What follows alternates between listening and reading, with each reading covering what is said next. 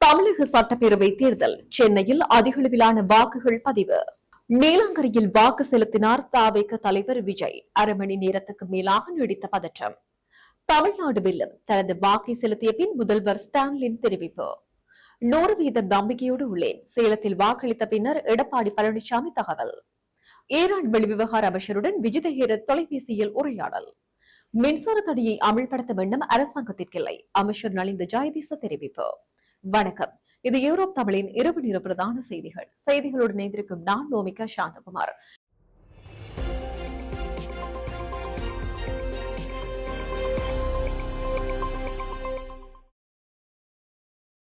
இனி தொடர்பான விரிவான செய்திகள். தமிழக சட்டப்பேரவை தேர்தல் வாக்குப்பதிவு இன்று காலை 7 மணிக்கு தொடங்கி நடைபெற்று வருகிறது. மக்கள் ஆர்வத்துடன் வரிசையில் நின்று வாக்களித்து வருகின்றனர். பிற்பகல் 1 மணி நிலவரப்படி 56.81% வாக்குகள் பதிவாகியுள்ளன.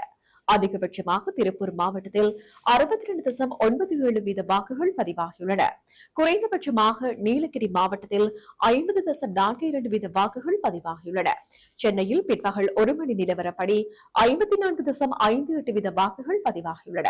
இவற்றில் தொகுதி வாரியாக பார்த்தால் சென்னை விரும்பாக்கத்தில் அதிகபட்சமாக 59.30% வாக்குகளும், குறைந்தபட்சமாக திருவிக நகரில் 48.74% வாக்குகளும் பதிவாகியுள்ளன. வாக்குச்சாவடிக்கு வழக்கம் போல் காலையிலேயே வந்த நடிகர் அஜித்குமார் திருவான்மியூர் வாக்குச்சாவடியில் முதல் நபராக வாக்களித்து சென்றுள்ளார். தமிழக சட்டப்பேரவை எதிர்க்கட்சித் தலைவரும் அதிமுக பொதுச் செயலாளருமான எடப்பாடி பழனிசாமி சென்னையில் தவிக தலைவர் விஜய், நாதக தலைமை ஒருங்கிணைப்பாளர் சீமான், தேமுதிக பொதுச் செயலாளர் பிரேமலதா விஜயகாந்த், அதிமுக முன்னாள் அமைச்சர் டி ஜெயக்குமார், பாஜக மூத்த தலைவரும் மயிலாப்பூர் தொகுதி வேட்பாளருமான தமிழிசை சவுந்தரராஜன், பாஜக மாநில துணைத் தலைவர் குஷ்பு, அவரது கணவரும் மதுரை மத்திய தொகுதி வேட்பாளருமான சுந்தர் சி, நடிகர் ரஜினிகாந்த், நடிகர் சிவகார்த்திகேயன், இயக்குனர் மணிரத்னம், நடிகர்கள் சிவகுமார், ஜீவா, நடிகை த்ரிஷா, நடிகை ஸ்னேகா, நடிகர் சூர்யா, அவரது மனைவி ஜோதிகா என பல்வேறு பிரபலங்களும் வாக்களித்திருந்தனர். நீலாங்கரை வாக்குச்சாவடியில் தள்ளுமுள்களுக்கிடையே தவிக தலைவர் விஜய் வாக்கு செலுத்தியிருந்தார். இதனால் ஏனைய வாக்காளர்கள் வாக்கு செலுத்த 45 நிமிடம் காலதாமதமானது. தமிழகம் முழுவதும் உள்ள 234 சட்டப்பேரவை தொகுதிகளுக்கும் வாக்குப்பதிவு காலை 7 மணி முதல் தொடங்கி நடைபெற்றது. பொதுமக்கள் நீண்ட வரிசையில் நின்று தங்கள் ஜனநாயக கடமையை ஆற்றினர். அரசியல் பிரபலங்கள் மற்றும் திரைப்பிரபலங்களும் காலையிலேயே தங்களுக்கு ஒதுக்கப்பட்ட வாக்குச்சாவடிகளுக்கு சென்று வாக்களித்தனர். அந்த வகையில் தவிக தலைவர் விஜய் நீலாங்கரை ஸ்ரீ கபாலீஸ்வரர் நகரில் உள்ள சென்னை நடுநிலை பள்ளிக்கு வாக்கு செலுத்த காலை 8:30 மணியளவில் வருகை தந்தார். அவரது வாக்குச்சாவடியில் நுழைவு வாயிலில் இருந்தே கூட்ட நெரிசல், தள்ளுமுள்ளு ஏற்பட்டது. இதற்கிடையே போலீசாரின் உதவியுடன் சென்று தனது வாக்கை விஜய் செலுத்தினார். விஜயின் வருகையால் ஏற்பட்ட தள்ளுமுள்ளுவில் வாக்குச்சாவடியில் போடப்பட்டிருந்த பந்தலில் 2-3 கம்பிகள் சரிந்து விழுந்தன. இதனால் பந்தலின் கீழ் நின்ற மற்ற வாக்காளர்கள் பெரும் சிரமத்துக்குள்ளாகியிருந்தனர். மேலும் முழு பந்தலும் கூட விழுந்து விடுமோ என்ற அச்சம் அங்கிருந்தவர்கள் மத்தியில் ஏற்பட்டது.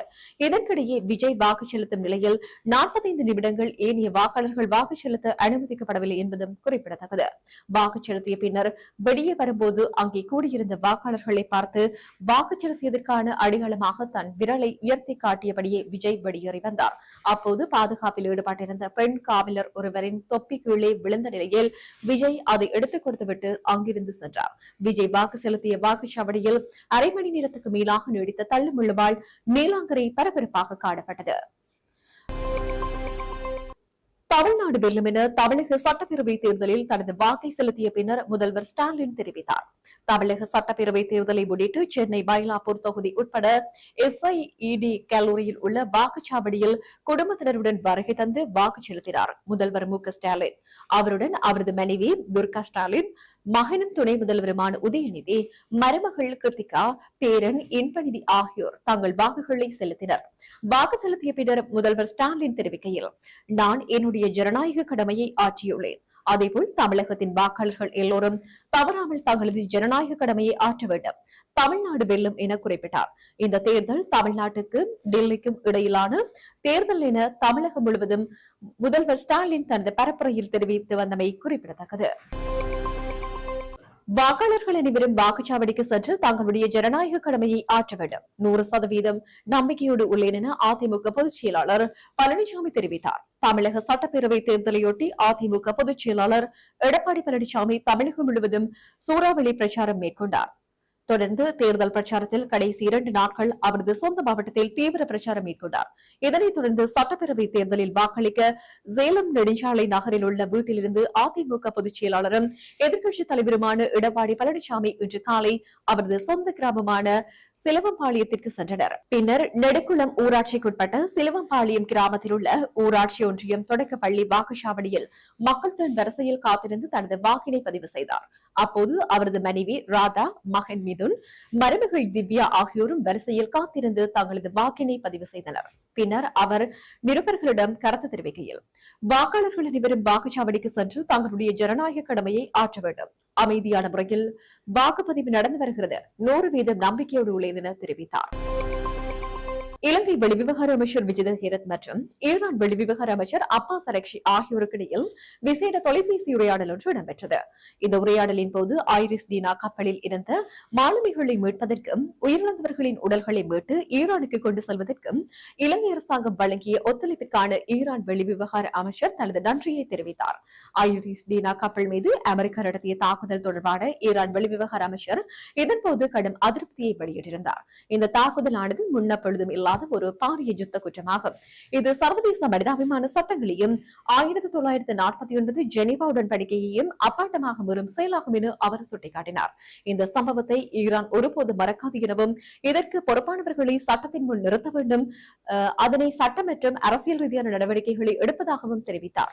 இலங்கையில் உள்ள ஈரான் தூதரகம் விடுத்துள்ள அறிக்கையின்படி இரு அமைச்சர்களும் இரு நாடுகளுக்கும் இடையிலான இருதரப்பு உறவுகள் மற்றும் பிராந்திய முன்னேற்றங்கள் குறித்து இதன்போது விரிவாக கலந்துரையாடப்பட்டமை குறிப்பிடத்தக்கது. நாட்டில் மின்சார தடையை அமல்படுத்தும் எண்ணம் அரசாங்கத்திற்கு இல்லை என அமைச்சரவை பேச்சாளரும் சுகாதார அமைச்சருமான நலிந்த ஜெயதிச தெரிவித்தார். தடையற்ற மின்சார விநியோகத்தை உறுதிப்படுத்துவது அரசாங்கத்தின் முழுமையான முன்னுரிமையாகும் என அவர் குறிப்பிட்டார். செலவு குறைந்த மற்றும் நம்பகமான மின் உற்பத்தி ஆதாரங்களில் கவனம் செலுத்துவதன் மூலம் தற்போதைய நிலைமை முகாமைத்துவம் செய்யப்பட்டு வருவதாக அவர் தெரிவித்தார். 2025 தொடக்கம் 2026 ஆண்டிற்கான நிலக்கரி கொள்வனவு செயல்முறையில் ஏற்பட்ட குறைபாடுகள் காரணமாக தேவையான மின்சாரத்தை உற்பத்தி செய்ய முடியாமல் போனால் அதன் சுமைகள் மக்கள் மீது சுமத்தப் போவதில்லை என இலங்கை பொது பயன்பாடுகள் ஆணைக்குழு தெளிவுபடுத்தியுள்ளதாக அமைச்சர் நலிந்த ஜெயதிச சுட்டிக்காட்டினார். இதுகுறித்து அவர் மேலும் தெரிவிக்கையில், ஜனாதிபதியும் இந்த நிலைப்பாட்டினை உறுதிப்படுத்தியுள்ளார். நிலக்கரி விநியோகத்தில் தவறிழைத்த நிறுவனங்களிடமிருந்து அபராதங்களை அறவிடுவதற்கான சாத்தியக்கூறுகள் உள்ளன. அவ்வாறு அறவிடப்படும் தொகை போதுமானதாக இல்லை எனில் சட்ட நடவடிக்கை எடுக்கப்படும்.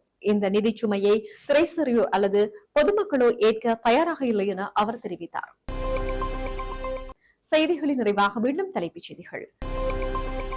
தமிழக சட்டப்பேரவை தேர்தல், சென்னையில் அதிகளவிலான வாக்குகள் பதிவு. நீலாங்கரையில் வாக்கு செலுத்தினார் தவேக தலைவர் விஜய். அரை மணி நேரத்துக்கு மேலாக நீடித்த பதற்றம். தமிழ்நாடு வெல்லும், தனது வாக்கை செலுத்திய பின் முதல்வர் ஸ்டாலின் தெரிவிப்பு. 100% நம்பிக்கையோடு உள்ளேன், சேலத்தில் வாக்களித்த பின்னர் எடப்பாடி பழனிசாமி தகவல். ஈரான் வெளிவிவகார அமைச்சருடன் விஜித ஹேரத் தொலைபேசியில் உரையாடல். மின்சார தடையை அமல்படுத்தும் எண்ணம் அரசாங்கத்திற்கில்லை, அமைச்சர் நலிந்த ஜெயதிச தெரிவிப்பு. இத்துடன் யூரோப் தமிழின் இரவு நேர பிரதான செய்திகள் நிறைவு பெற்றன. வணக்கம்.